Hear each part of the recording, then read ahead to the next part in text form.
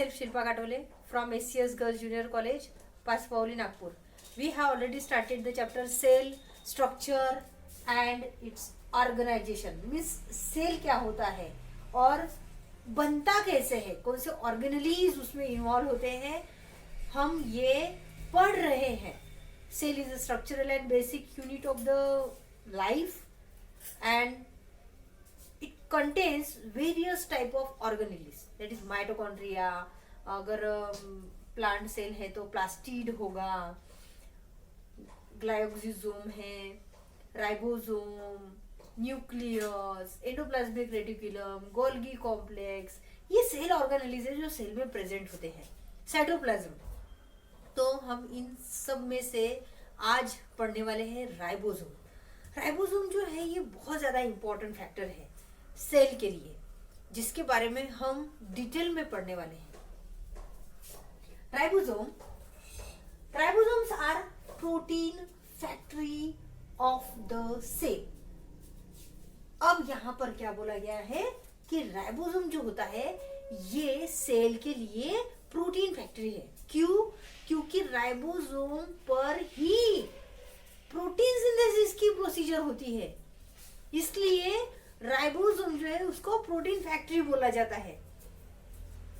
Then they use the genetic information to synthesise protein. अब इसका क्या मतलब हुआ कि जो प्रोटीन बनने वाला है उसमें डीएनए यूज होगा. डीएनए से एमआरएनए तैयार होता है और एमआरएनए से प्रोटीन तैयार होता है. इसलिए यहां पर बोला गया है they use genetic information means DNA.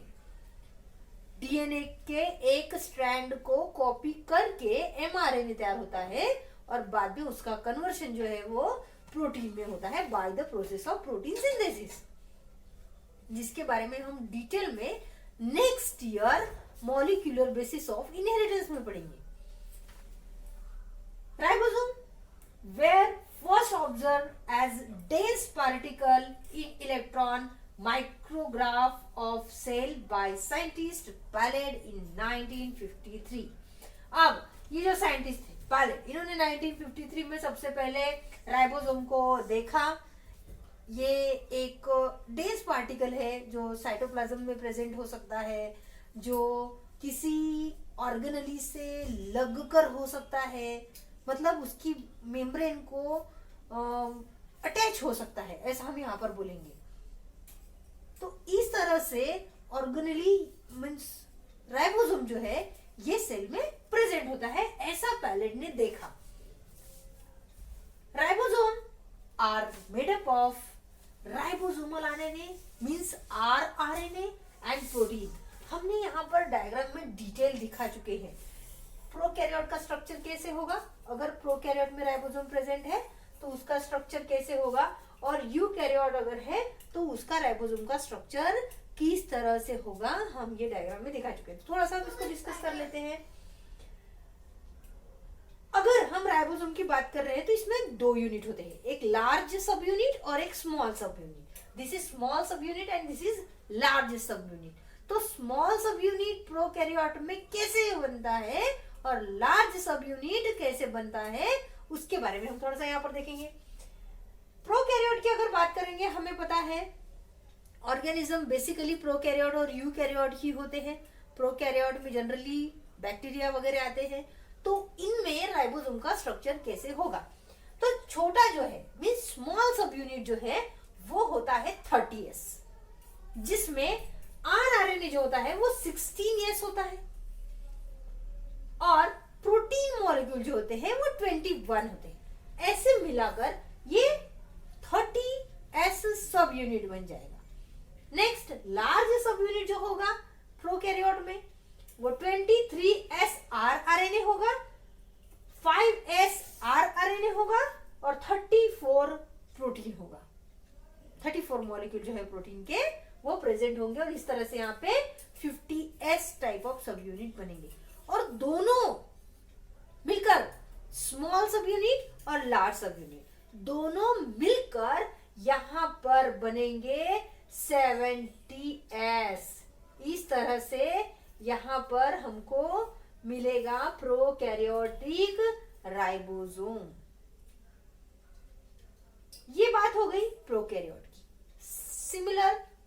Similarly हम यहाँ पर देखेंगे यूकैरियोट में एटीएस आरआरएनए जो होगा वो स्मॉल सब यूनिट में प्रेजेंट होगा। 33 प्रोटीन जो होंगे वो यूकैरियोट में प्रेजेंट होंगे और दोनों मिलाकर यहाँ पर बनेगा 40S सब यूनिट फॉर यूकैरियोट। हम यूकैरियोट की बात कर रहे हैं यहाँ पर। ATS rRNA 5.8 S rRNA. अब हम बार बार आरआरएनए के सामने एस क्यों लगा रहे हैं?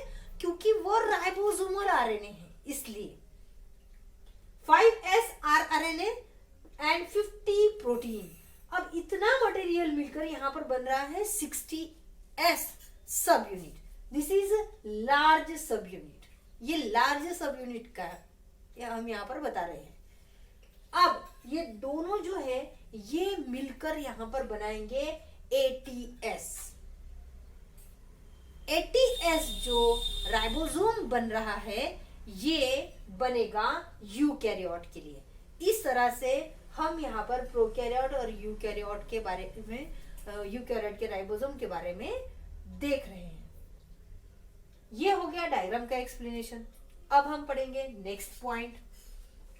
They do not have any membranes covering around them. इनकी हमने यहाँ पर कवरिंग दिखाई है लेकिन एक्चुअली ये कवरिंग नहीं है। This is the material.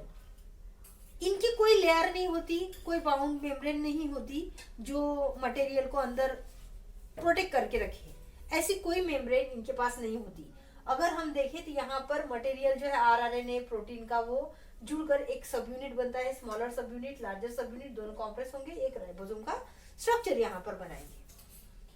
In eukaryotic cell ribosome are present in mitochondria, plastid and in cytosol. अब होता क्या है, अगर हम यूकैरियोटिक सेल की बात करेंगे तो राइबोसोम जो है ये माइटोकॉन्ड्रिया में भी प्रेजेंट होता है, हम पढ़ चुके हैं। ये प्लास्टिड में भी प्रेजेंट होता है, हम ये भी पढ़ चुके हैं। और साइटोप्लाज्म में तो ये प्रेजेंट रहता ही है, ये हमको पता ही है। तो इस तरह से राइबोसोम की अलग अलग मैकेनिज्म होते हैं। वैसे तो राइबोसोम दो टाइप के होते हैं, एक फ्रीली सस्पेंडेड जो साइटोप्लाज्म में होगा। इस राइबोसोम का किसी से कोई रिलेशन नहीं रहता, हम यहाँ पर ऐसा बोल सकते हैं, किसी से कोई संबंध ही नहीं होता है, वो साइटोप्लाज्म में फ्रीली सस्पेंडेड रहेगा। लेकिन जो सेकेंड टाइप का होता है मेम्ब्रेन बाउंड राइबोसोम, ये एंडोप्लाज्मिक रेटिकुलम से लगकर हो सकता है, ये गोल्गी कॉम्प्लेक्स से लगकर हो सकता है, इस तरह से ये किसी ऑर्गेनेली से जुड़कर रह सकता है। इस तरह से यहाँ पर दो टाइप के राइबोसोम हमें देखने के लिए मिल सकते हैं। Now ribosome in cytoplasm are either found attached to outer surface of endoplasmic reticulum and nuclear membrane or freely suspended in cytoplasm। ये मैं अभी भी आपको बता चुकी हूँ कि राइबोसोम जो होते हैं वो दो टाइप के होते हैं। एक तो यहाँ पर एंडोप्लाज्मिक रेटिकुलम जो होता है उसके दो टाइप होते हैं, smooth endoplasmic reticulum, rough endoplasmic reticulum. तो जो रफ एंडोप्लाज्मिक रेटिकुलम होता है उसके आउटर सरफेस में राइबोसोम प्रेजेंट होता है, जिसकी वजह से एंडोप्लाज्मिक रेटिकुलम का स्ट्रक्चर जो होता है वो रफ हो जाता है। ये हमें पता है, ये हम पढ़ चुके हैं। और न्यूक्लियर मेम्ब्रेन से लगकर रहता है। तो इस तरह से यहाँ पर राइबोसोम जो है वो मेम्ब्रेन बाउंड हो सकता है। अब फ्रीली सस्पेंडेड है तो वो साइटोप्लाज्म में रहेगा। Both are similar in structure and ATS type. अब ATS टाइप है, इसका मतलब हम यूकैरियोटिक की बात कर रहे हैं। स्ट्रक्चर में उनके कोई डिफरेंस नहीं रहेगा, सिमिलर है दोनों स्ट्रक्चर के बेसिस पे, और दोनों रहेंगे ATS टाइप। क्यों? तो हम यूकैरियोटिक की बात कर रहे हैं। Each ribosome is made up of 2 सब यूनिट। हर एक राइबोसोम के दो पार्ट होंगे, एक लार्ज सब यूनिट और एक स्मॉल सब यूनिट। बाउंड राइबोसोम मींस जो एंडोप्लाज्मिक रेटिकुलम से जुड़े हुए हैं या फिर न्यूक्लियर मेम्ब्रेन से जुड़े हुए हैं, ऐसे ribosome generally produce protein. Generally वो प्रोटीन प्रोड्यूस करते हैं that transported outside the cell. अब सपोज कि एंडोप्लाज्मिक रेटिकुलम है, रफ एंडोप्लाज्मिक रेटिकुलम है, तो उस पे राइबोसोम प्रेजेंट है और ये राइबोसोम प्रोटीन प्रोड्यूस करता है और जाहिर सी बात है कि प्रोटीन प्रोड्यूस कर रहा है तो वो सेल के बाहर ट्रांसपोर्ट हो सकता है after processing in year and Golgi body और एंडोप्लाज्मिक रेटिकुलम की जो भी प्रोसीजर होगी वो कंप्लीट होने के बाद प्रोटीन जो है वो सेल के बाहर जा सकता है। एग्जाम्पल दिया है, bound ribosomes of acinar cells of pancreas produce pancreatic digestive enzyme. अब एसिनर सेल्स जो होते हैं पैंक्रियाज के, एसिनर सेल्स जो होते हैं पैंक्रियाज के, ये बाउंड राइबोसोम में आते हैं। ये पैंक्रियाटिक डाइजेस्टिव एंजाइम जो है ये प्रोड्यूस करते हैं और जब कभी इसका काम मतलब प्रोड्यूस हो जाता है, ये प्रोडक्शन हो जाता है, जब कभी जरूरत पड़े सेल के बाहर किसी दूसरे ऑर्गेनेलिस को या फिर किसी दूसरे सेल को, तो ये सेल के बाहर जाने की भी कैपेसिटी रखता है, जा सकता है। और हमें पता है प्रोटीन जो होते हैं, बहुत सारे ऐसे प्रोटीन्स है जो एज अ एंजाइम एक्ट करते हैं। इसलिए हम यहाँ पर भले ही प्रोटीन की बात कर रहे हो, यहाँ पे भले ही एंजाइम की बात कर रहे हो, एंजाइम प्रोटीन हो सकते हैं, प्रोटीन एंजाइम हो सकते हैं।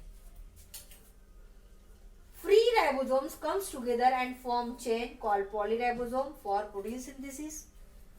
अब साइटोप्लाज्म में बहुत सारे राइबोसोम प्रेजेंट है, वो एक दूसरे के कांटेक्ट में आकर एक स्ट्रक्चर बनाएंगे, एक चेन बनाएंगे, जिसको हम यहाँ पर पॉलीराइबोसोम बोल सकते हैं और ये प्रोटीन सिंथेसिस में पार्ट लेंगे। Free ribosome generally produce enzymatic protein. Free ribosome होंगे ये जनरली एंजाइमेटिक प्रोटीन होते हैं। मैं आपको बता चुकी हूँ प्रोटीन जो होते हैं वो एंजाइम हो सकते हैं। एंजाइमेटिक प्रोटीन मींस किसी भी रिएक्शन के रेट को बढ़ाना, किसी भी प्रोसीजर को फास्ट करने में मदद करना। हमारे बॉडी में बहुत सी मेटाबॉलिक एक्टिविटी होती है तो उनके रेट ऑफ रिएक्शन को बढ़ाने के लिए रिस्पॉन्सिबल होते हैं। That are used in cytoplasm like enzyme required for breakdown of sugar. बहुत सारे एंजाइम्स हैं जो शुगर को ब्रेक डाउन करने के लिए यूज होते हैं, तो इस तरह से रेट ऑफ रिएक्शन को बढ़ाने में मदद करते हैं, किसी भी प्रोसीजर को फास्ट करने में ये मदद करेंगे। Both type of ribosome can interchange position and function.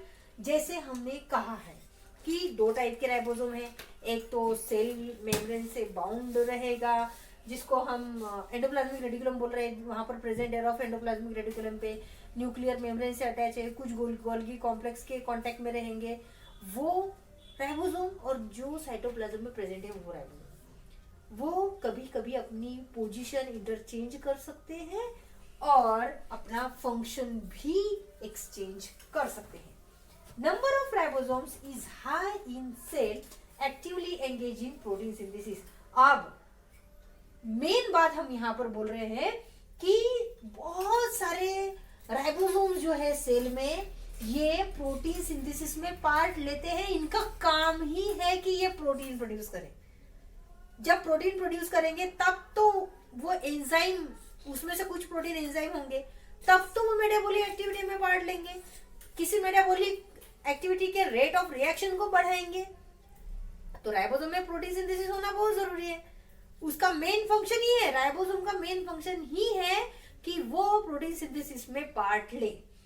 तो इस तरह से हमने यहाँ पर राइबोसोम का जो पार्ट है उसको फिनिश कर दिया है और ये उसकी डायग्राम है।